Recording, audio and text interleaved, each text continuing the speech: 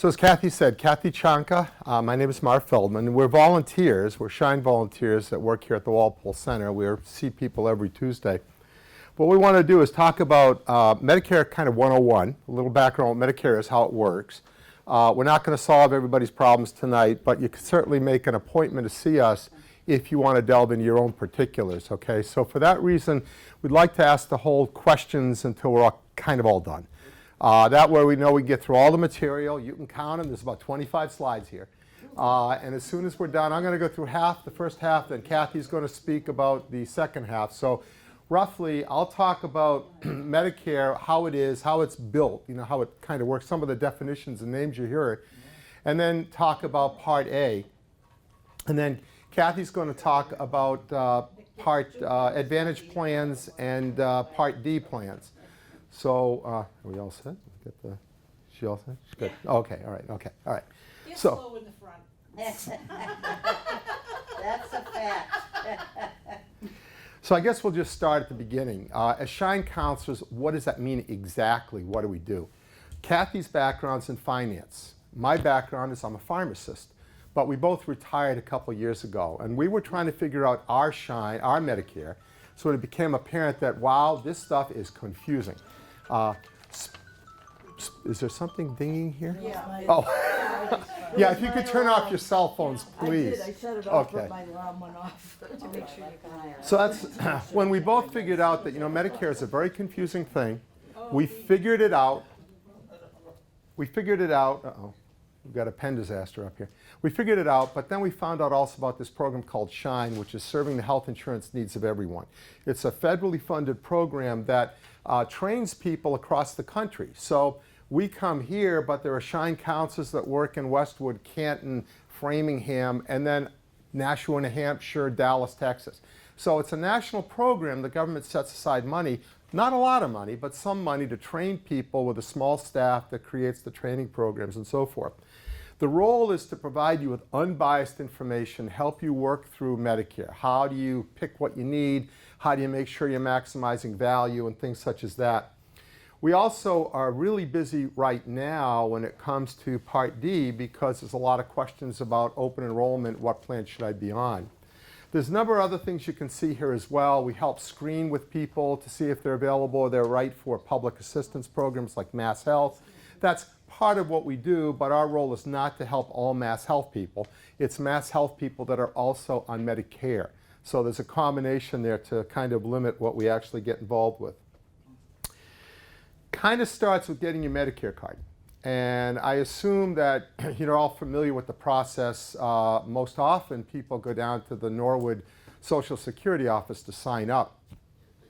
We'll talk in a minute about when can you first, God bless you, when can you first sign up. We'll also talk about some of the penalties if you didn't sign up, because not doing something just because you didn't know it doesn't protect you from a penalty when it comes time that you do what you're supposed to do. So it really falls upon all of us as individuals to do what we're supposed to do. We're here to help and we'll guide, but oftentimes we'll speak with people and suggest, look, before we do anything in terms of helping you figure out your Medigap insurance or Advantage plans or Part D, you got to be on Medicare. So we'll suggest that people go down to the Norwood office and sign up for Part A and or Part B, and that happens at Social Security. It happens in a way that they'll provide the card to you and then you've got your number. And the number's changed about a year or two ago. There's no rhyme or reason to the number that's on this card. And it probably looks no different than real numbers that people have. Used to be it used your Social Security number. And because of security and privacy, they stopped that. And over the last year, everybody got converted over to these very random numbers. So it becomes a little confusing, but it's for your own protection that they've done that. So when are you eligible?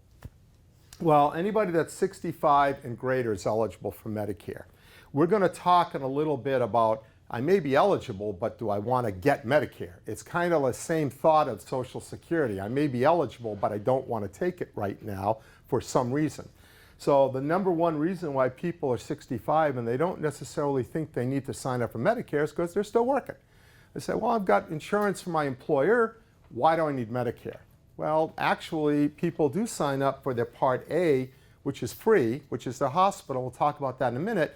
But they decline their Part B, which is their physician offices and other sorts of outpatient care, because indeed that covers them under their employer's policy, and there's a charge for it. So there's a reason to sign up for one and not sign up for the other, okay? Also, there's other reasons, like, if you're a spouse or an ex-spouse after 10 years of marriage, you can qualify for Social Security or Medicare. Now, there are some people that are under 65 that qualify for Medicare, and they're usually ones with, disabilities that are getting Social Security disability insurance for 2 years or more. And after that point in time, they're converted into the Medicare system. So there's that, and as you can see on the slide, there's other things like ESRD is renal disease and things such as that. So there's other reasons, but the most common reason is you hit 65, it's time to do something. So there's a variety of enrollment periods you have to think about. And this is what I said about avoid penalties, do things when you got to do them, right? So the most common one is this top left, the initial enrollment period, they call it. This wraps all around 65. So it's a 7-month window. And if you take your birthday month, so let's say you became 65 in October, you're allowed to sign up for Medicare in the 3 months prior to that. So what would that be? September, August, July. You can sign up during the month that you turn 65, and you can sign up in the 3 months immediately following. 7 months, 3, 1, 3, 7. So that's the most common time that people sign up for the Medicare. Now let's say you missed something. There's a general enrollment period that runs from January 1 to March 31, and that's if you didn't sign up for your Part B. But this is not so commonly used. I don't think we often see people that fall into that bucket. There's open enrollment period, October 15th to December 7th. That's what we're in right now. That's when the government says, look, evaluate everything. Look at your medical insurance policies, look at your drug policies. Make your changes. You're free to do whatever it is you want to do. That's why we're really busy right now here, Kathy and I and Shine Councils all over the place, because there's a lot of people that say, well, I've been in MedX Bronze, let's say, and that's working for me. Or I've got Tufts Advantage Plan or whatever it is. But, that works for me. But I really want to look at the drug thing, because those policies, those plans change every year. They change with which pharmacies are preferred providers for the different insurance plans. It changes with the formularies or the drugs that are preferred versus not in each of those plans. The deductibles change. There's a ton of changes that happen. And so you really owe it to yourself as we get into this period of time to do whatever you can in this town or wherever you live, to go see the Shine Counselor, have them pull down the list of meds you're on, plug them into a system the government provides all of us, take a look at it. It'll compare your meds to all the 25 different plans that are available in the upcoming year, and they'll give you a recommendation. And sometimes these can be really amazing. We had an individual, even just today, that we worked with, that the difference between what it was going to cost this person if they continued with their current plan, the one they've used in 2019, in the current drugstore they were using, pharmacy, into year 2020, it was going to cost them over $18,000. What we did is we looked to say, that's horrendous. But when we found out the reason, because the pharmacy they've been going to is no longer in the network for the plan they have been on. It's an out-of-network pharmacy. So what we did is we simply kept them in the same pharmacy, found a different plan, and it went from $18,000 a year to $1,800 a year. So there's some pretty dramatic changes that can occur every year. Never assume that because that plan's worked for you, that into the next year it's going to keep working for you. You really should have somebody take a look at for you. The last is special enrollment periods, qualifying events. So let's say you're working, you retire, and now you're going to go on Medicare. That's okay. If you retire, after these enrollment periods end, you can sign up. That's a life-changing event. And you can go to the Shine Counselor or go online or go to Social Security, and they'll ask you, what is it? This is not within the enrollment period. Why are you doing this? You were 65 2 years ago. You're well past that. There's a penalty. And you simply tell them, well, no, I've just retired. That's a changing event, and that's okay. Then you can sign up and you're good to go. So if you have questions about these like individual things, like, well, what about me and what about that, I'd ask you to hold that to the end. And once again, we may set up a time to talk with you if you'd like, because as you can see here, this describes some of the late enrollment penalties. Some of these can get pretty pricey. There's a late enrollment penalty for Part B, and don't panic because we're going to tell you what Part B is here in a minute, a little more depth. But there's a 10% of the current premium for every 12-month period that you weren't enrolled. So, you know, if you were eligible and you were supposed to sign up and you didn't for whatever reason, and then you sign up, the government will find that out and they'll start assessing you a penalty. And that penalty will be added to the cost every month that you're paying.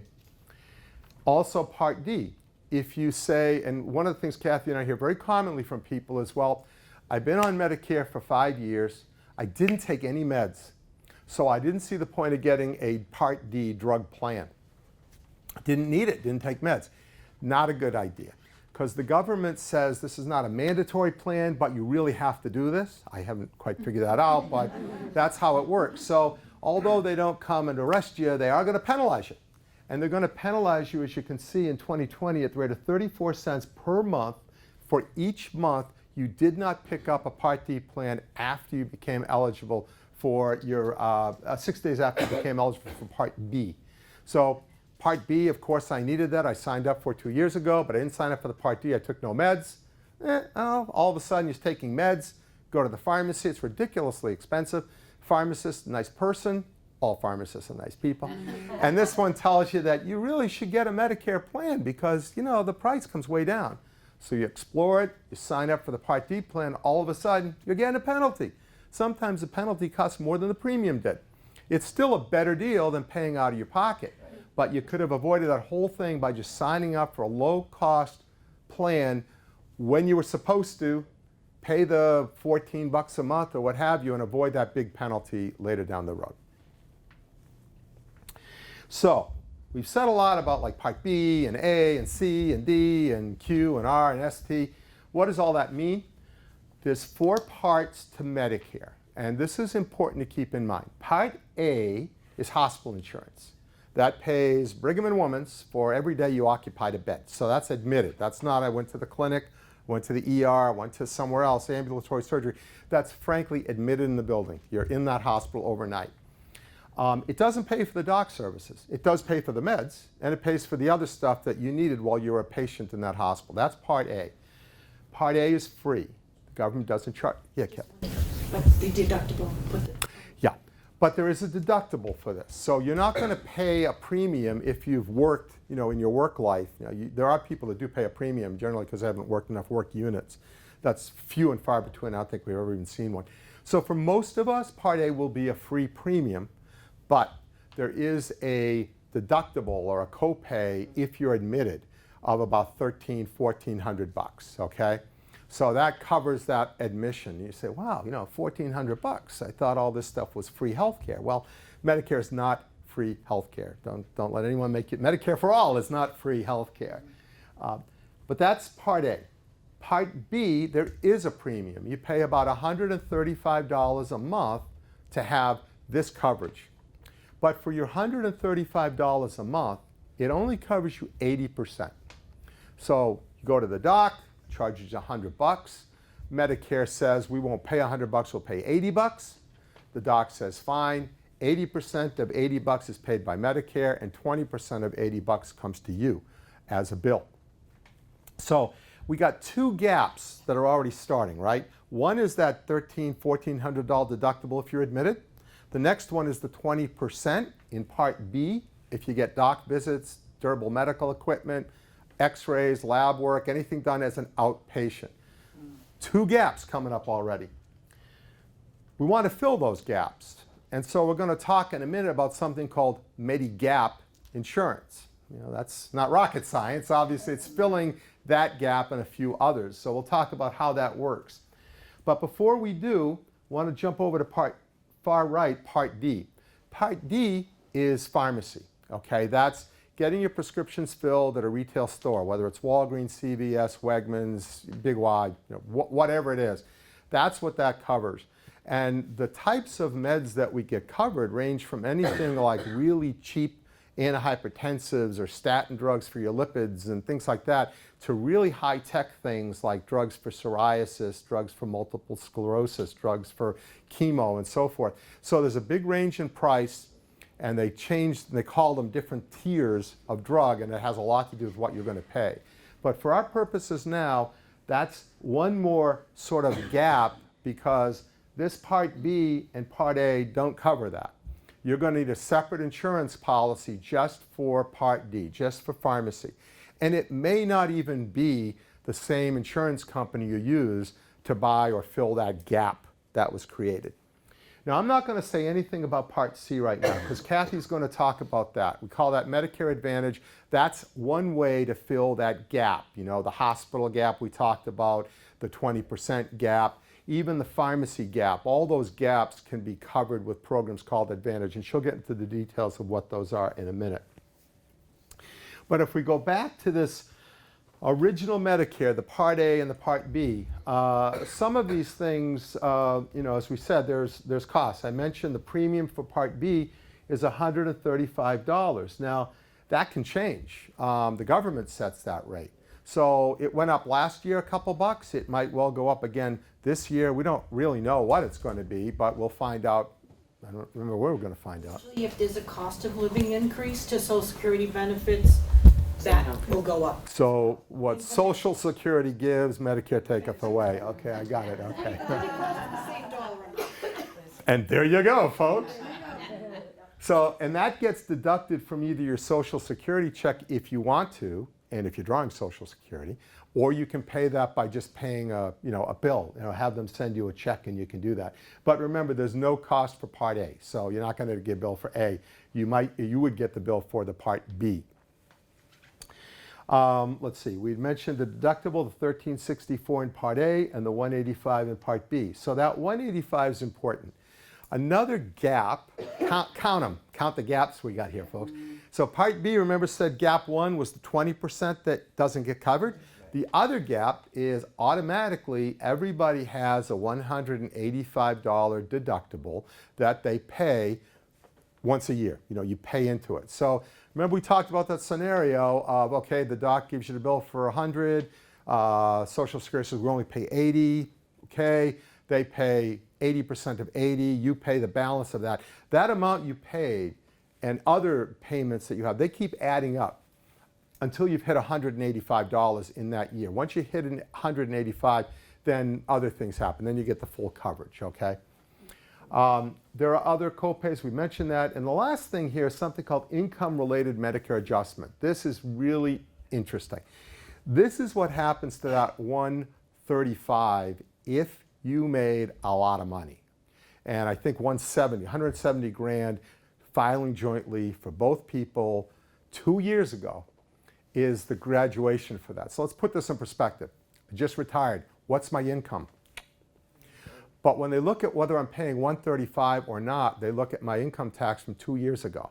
And they say, wow, 2 years ago you made $180,000. So you're not going to pay $135. Because if you paid $170 grand or up to $180, let's say, it's $150 a month per person. Remember, Medicare land, there is no more family policies like when you work. Medicare land, everybody is to themselves. So when you're an employer and you had employees, you chose the family plan, right? They deduct yours, you may pay something else for your spouse and your kids. Doesn't work that way in Medicare. Husband and wife have their own individual policies. Yet, when it comes to this thing we call IRMA adjustment, you file jointly, you're both put together, and you both get hit with that higher rate. It's not because, well, you won, you earned the money, you get it, and you don't. That doesn't count. You both get it. So this can get very expensive. There are ways to appeal it. Remember back we talked about life-changing events and things. There's a way to appeal it and say, I've had a life-changing event, I retired. And so this year, my income has fallen off a cliff. The government's sympathetic to that. They're still looking at 2 years ago to decide whether you pay $135 or $235 per person per month for the year. But you can appeal it and say, I really don't have an income now. Look at it, it makes sense. They'll look at it and they may agree and they'll say, okay, we'll give you the lower rate because that's what you're going to have going forward. So it's a process, and no one's going to call you up and say, hey, you should appeal this. You're going to have to either know it or pay it. So supplementing those gaps, okay, there's two ways to do it, two ways to supplement that gap. One is on the left where you have original Medicare, the Part A and the Part B, okay? You bought the Part D, the prescription plan, is a standalone plan. And the last thing is to buy sort of a, quote, add-on. You can look at any one of the 6 or 7 different insurance companies like Tufts, Blue Cross, Aetna, United Health, AARP, and all that sort of stuff. And they'll offer you plans that they say, don't worry about the gaps. You pay us a premium, and we will pay the 20% that you are going to pay. We'll pay the $185 that you have in your Part B. We'll pay the hospital $1,340 if you need to be hospitalized. We'll pay all that. We'll kind of make you whole, and this is what we'll charge you on a monthly basis. We're totally unbiased. We don't really care what insurance you use. But as it turned out, in the Commonwealth, Blue Cross Blue Shield has had the least expensive of those Medigap policies for the last few years. It's changing this year because no longer will one of their policies be the least expensive. There's Health New England, which honestly I've never even heard of, but they're going to be slightly less expensive for one of those policies. There's other changes too that are coming up, like that 185 that we mentioned, and the policy that covers it is something called Bronze, for example. We just stay with Blue Cross. MedX Bronze covers that, covers all of that.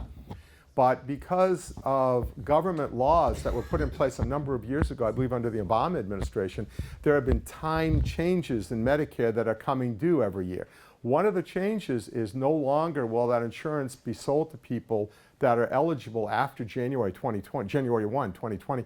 They will not cover the 185 anymore. So as a result, we've got different policies. There'll be another option here, ways to cover them. And once again, trying to figure out which of the best of these, because there's different premiums for different levels of coverage. They're all the same because the government mandates what coverage is there. So any of the providers have the same insurance. Their rates are different. And as I mentioned, Blue Cross has had the lowest rate for the exact same insurance. And the plans that you typically hear mentioned, your friends may say, oh, I've got MedX Bronze, it covers everything. That's true, it does. This is no different than buying a car. Do I need this and do I need that? You hope to have an unbiased, honest person that's going to guide you through the process. I like to think that's what we do.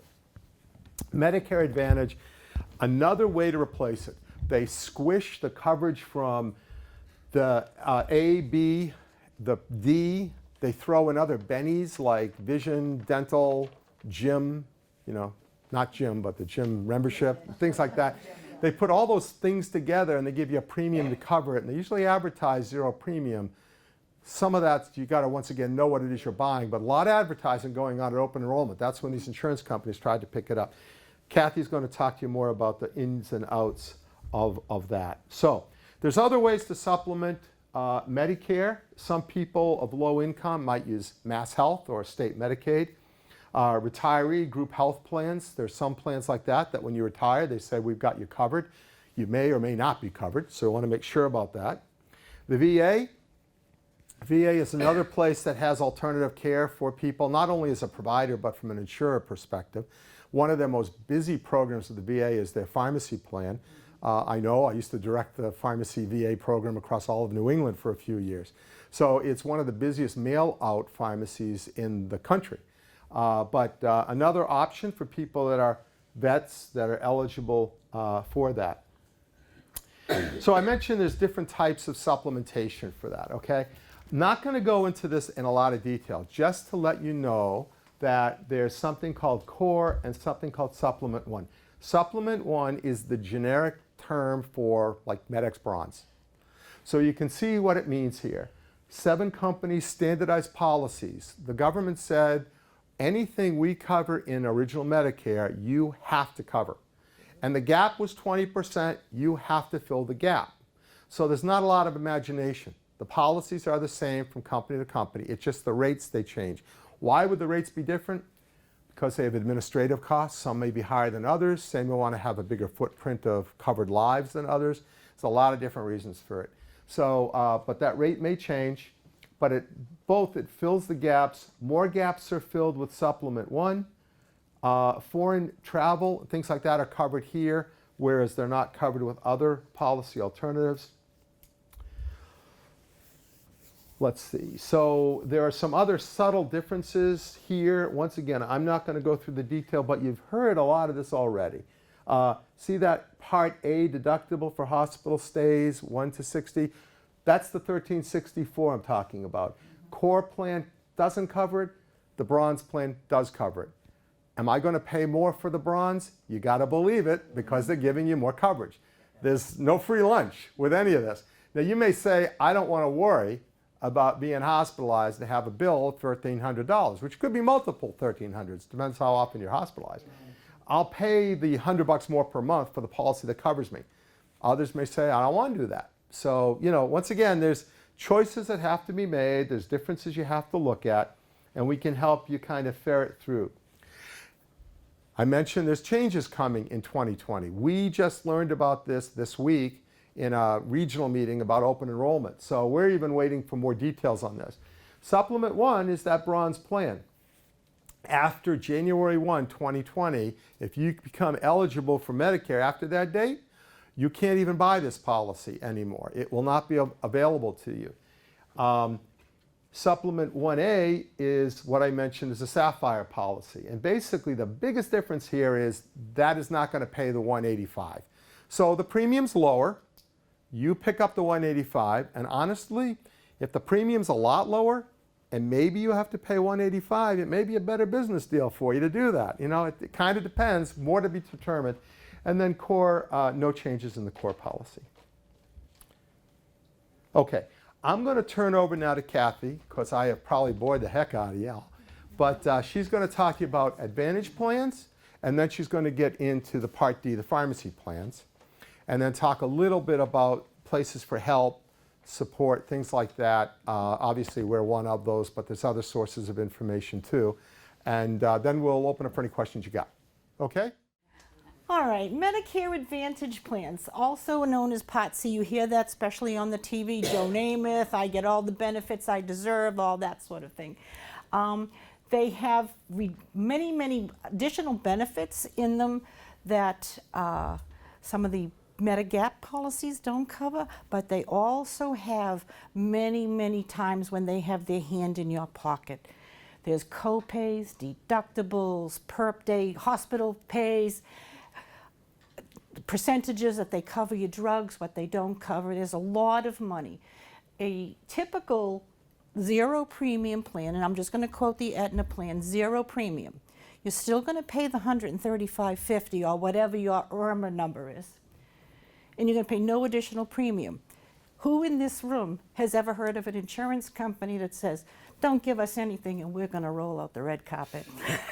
It doesn't happen.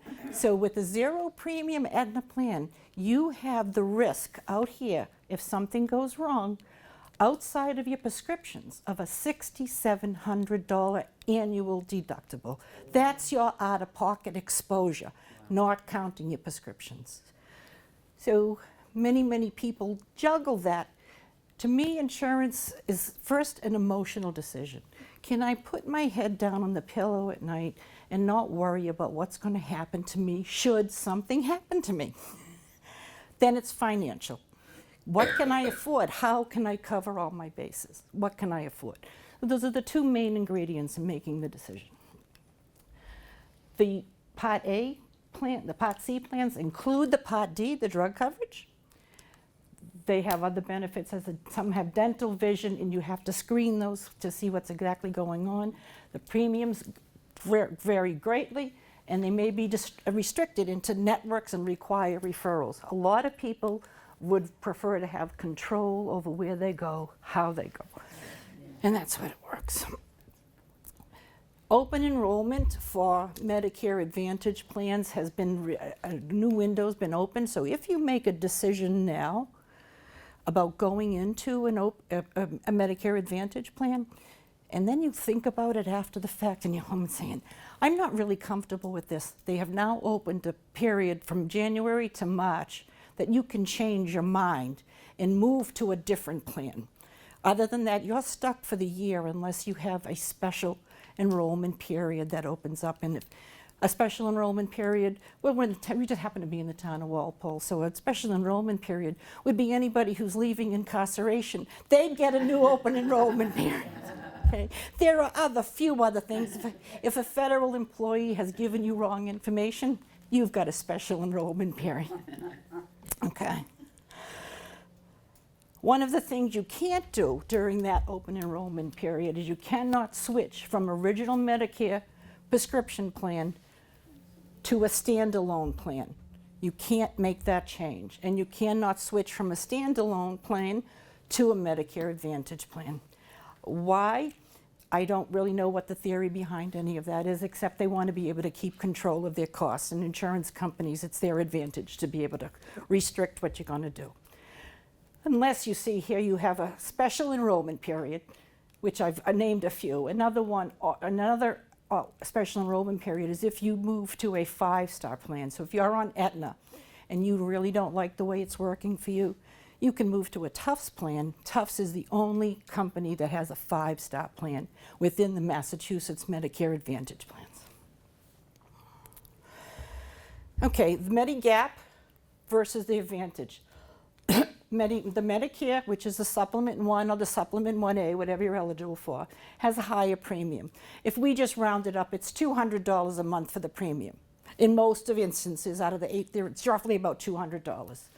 You pay a lower premium on the Medicare Advantage plan. But again, now you're opening up yourself to the risk, whether it's running from the $3,400 is the least amount of exposure, and you might be paying $260 a month and still have a $3,400 exposure, or 0 up to $6,700. You have the freedom to choose the doctor you want to go to, when you want to go, how often you want to go. No referrals, routine vision. A regular routine eye exam is not covered if you just want to go see if you need new glasses. But people get confused with their vision coverage, with their eye.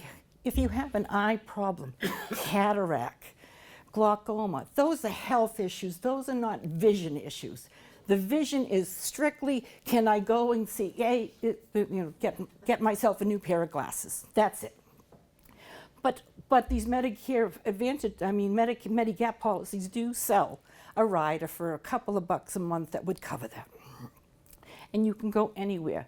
These Medicare Advantage plans are pretty much limited to network specific.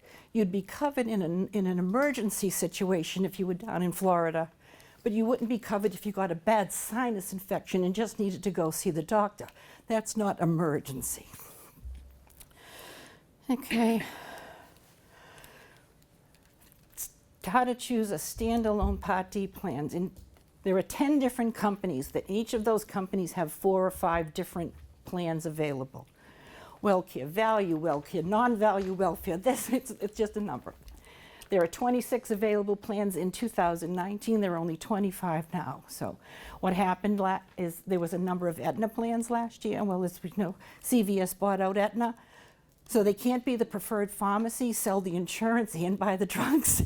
So those Aetna plans have been gobbled up by a company called WellCare. So that's eliminated a number of them and grouped them together. You can go to the Medicare government.gov plan finder and look for one yourself. You can call a Shine counselor, the Medicare, you can talk to them. Mass College of Pharmacy has an outreach program. Not only does it help you find out what your Part D coverage is, if you have somebody that you're concerned with, even yourself, that has a number of different drugs and you don't really quite know how one interacts with the other, is this a duplicate? They can assist, be very proactive in looking through all of the meds that you have and helping you eliminate what might be overkill. If you got a similar prescription from one doctor who didn't know you were on something similar from another one, they can kind of clean up the whole mess for you.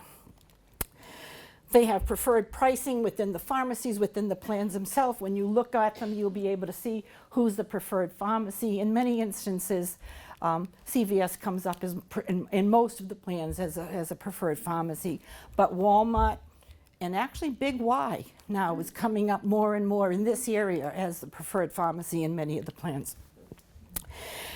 But you may have a plan and you're on the same, I'm just going to say, what's a Simvastatin, is that how you say it? I'm not the pharmacist. I'm not. I come from East Boston. I had a lot of drug dealers, but not pharmacists, you know?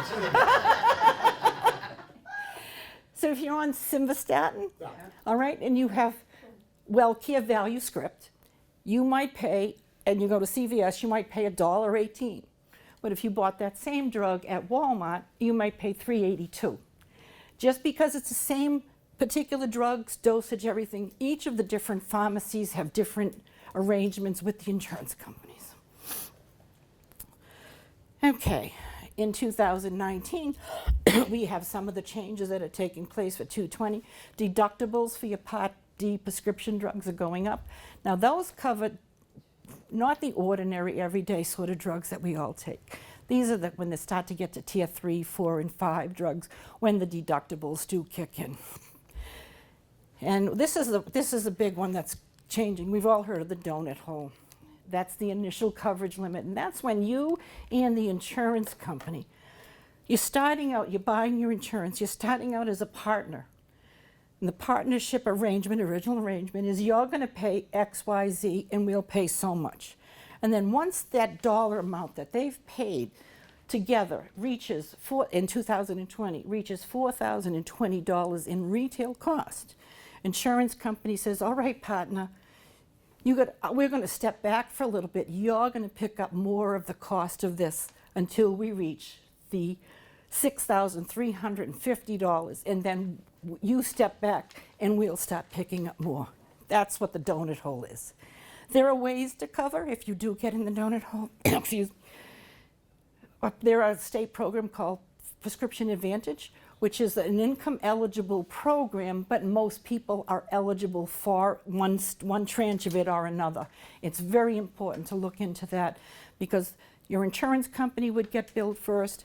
Prescription Advantage would pick up some of the difference, and you'll be the last to have to pay. So it's something that everybody should look into. There are going to be 25 plans in 2020. 4 plans with 0 deductibles, but we all know, again, insurance companies, when there's no deductible, you pay more someplace else. And I'm not trying to be biased or unbiased, it's just factual. And there are 14 plans that do not apply the deductible to all tiers. You might have a tier 1, 2, and 3 drug that the deductible doesn't apply, but if it's going to kick in on a 4. The next plan may have a deductible that starts on tier 3. Every one of the plans has a different formula of where they put the tiers. So we really have to do your homework in looking at the plans. A couple of changes. I don't know, you've probably been getting some kind of paperwork from the plans you might be on. Again, as I said, WellCare is a new plan. It's now called WellCare RX. The 3 Aetna plans have been changed to WellCare. The 3 have been terminated: the Silver Script, the WellCare Extra, and the Humana Enhanced. There's always changes, as Marv said, there's changes going on constantly. Okay, if you need help with the cost, I started to say a little bit about Prescription Advantage. There's always extra help. If you do enroll in Prescription Advantage, one of the things that they make you do is apply for the extra help. They will do that for you in the process, so it eliminates one step. If you want to go there first, you go on the Social Security website. It's income eligible. They will decide if you are for it. And then again, the Mass College Pharmacy. Medicare Savings Programs is called the buy-in. That's a state program under Mass Health. Income eligible, so you have some restrictions on how many assets you can have, married, single, living together, that kind of thing. So again, that's an appointment with the Shine counselor to review. The Mass Health programs, is any number of them in the health safety net as well. Those are income eligible, asset eligible. And if you are looking to be screened for some of those programs, this is not the right time. In 2020, they've doubled their assets and just about double their income limits. Don't quite know exactly how it's going to work yet. This is not the time to be told you don't qualify when in January you may qualify. So, oh, and here's some of the limits. See, we don't know what the assets have been doubled. You could have only assets married with 2 people in the house of $11,000. So if you had a car worth $15,000, you would not be eligible for extra help. Your home does not count as part of the assets in these programs. Well, these are the questions you have to ask yourself. Does your type of plan still work for you, for your health and your finances? Compare the costs. Make a pharmacy, check your network changes, decide if you want to stay with your plan, then you don't have to do anything. I don't know if anybody in here has been on the WellCare value for last year in 2019, but you should have gotten a correspondence from them saying your premium is now going to be $15.70. What they didn't say in that is we have another program that you might qualify that's $3 cheaper than this one. They're just telling you what, they're not going to make the change for you. You've got to go in and look. Everybody's clear on Medicare now, right? Well, thank you very much for coming. Appreciate it. Thank you.